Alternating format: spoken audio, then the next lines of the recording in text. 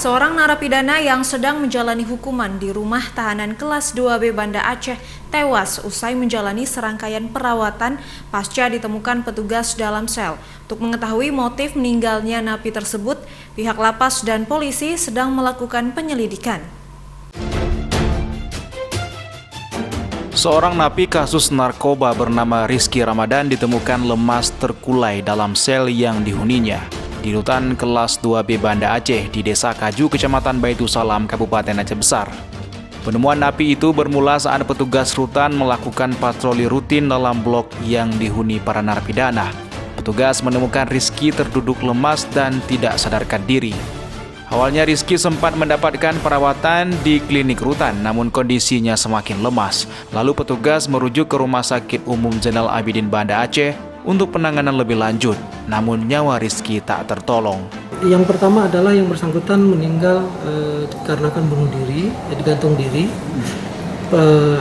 Setelah ada petugas kami yang mengecek kamar atau melakukan pemeriksaan rutin, menemukan yang bersangkutan sudah tidak sadarkan diri, namun masih bernapas sehingga kita mencoba untuk penanganan awal oleh dokter yang ada di rutan.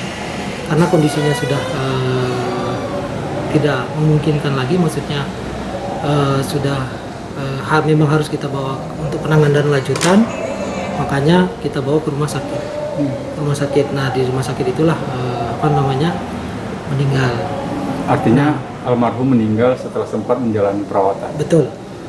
Setelah itu kita langsung menghubungi keluarga, dan saya juga sebagai pimpinan langsung melakukan pemeriksaan seketika. Yang saya lakukan adalah membentuk tim untuk memeriksa kejadian tersebut, apakah memang bunuh diri apa tidak.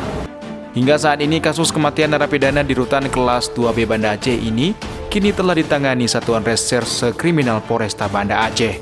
Dari Banda Aceh, Sukri Saribudin, iNews melaporkan.